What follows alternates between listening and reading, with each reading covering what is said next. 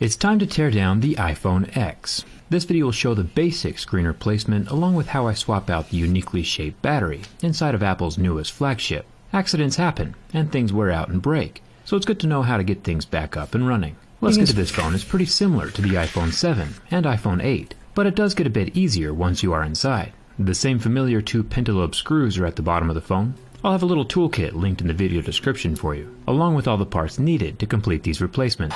After getting these two screws out, I like to warm up the screen a little by softening the IP67 water-resistant adhesive under the iPhone X display. I'll use a suction cup and a pry tool to lift up on the glass a little and get my metal pry tool between the plastic edge of the screen and the metal edge of the frame. Then I can slice along the edge of the phone just underneath the glass to detach the rest of the adhesive. When the screen is mostly free, it doesn't pull down this time to unlock, but instead just folds right open, like a book. The ribbons you see on the right side of the phone are extremely fragile, so don't put any pressure on them.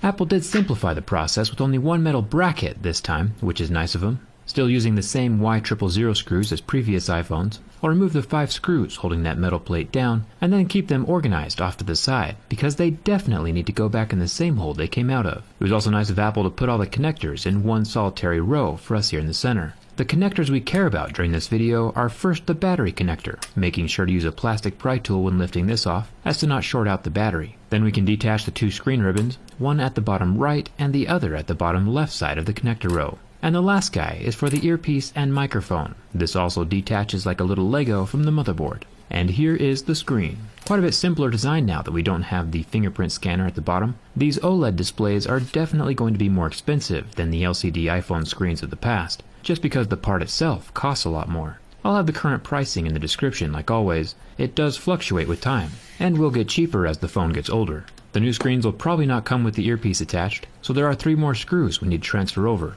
I'll pull these out, being careful to keep track of the little gold niblet on the top screw. Then I can fold the speaker down and away, allowing me to pull up the microphone and the other small sensors. These ribbons are extremely fragile, so go slow and be careful.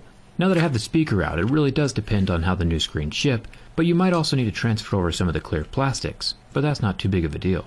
Historically, Apple has not made things easy for people trying to fix their own phones. With the old Error 51 and fingerprint scanner hardware issues, they've made things pretty complicated. But with this screen, we shouldn't have any issues. All of the phone's face unlocking hardware is still tied to the phone, and not a part of the display. So thumbs up for that. With only the display and digitizer connectors left on the screen, we should be safe. I'll put the screen back together before jumping onto the battery replacement portion of this video. It's pretty straightforward with all the sensors going in the same slots they came out of, and then the earpiece speaker folding over, back on top of them. There's the 3 Y000 screws holding everything in place, making sure to get that gold niblet back on that center screw. I'm not sure exactly what it does, but it's probably important. Remember, the display is one of the most expensive parts of this phone, so be nice to it.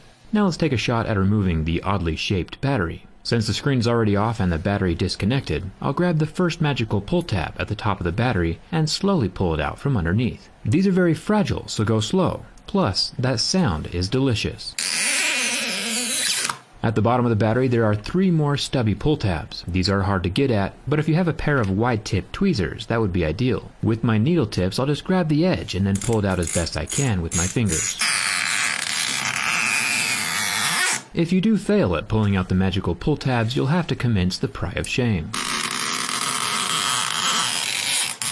Another trick that might help out is to grab the tweezers and twist the pull tab around the tip of the tweezers to get a better grip. And now the battery is out. This is the most unique battery I've ever seen inside of a cell phone. Kind of interesting design choice. Hopefully the replacements aren't too expensive. Like always, I'll have them linked in the video description. Below the battery, we can see the wireless charging and the metal frame of the phone.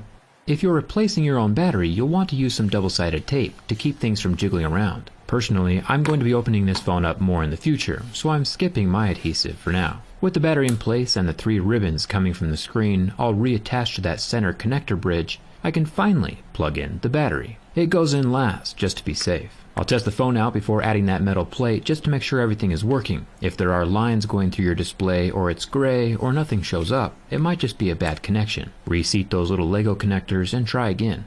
My phone is turned back off and the metal plate slides into place with its 5 screws. All of these are different sizes, so they need to go back in the same hole they came from. Finally, the phone can fold shut just like a little book and clip down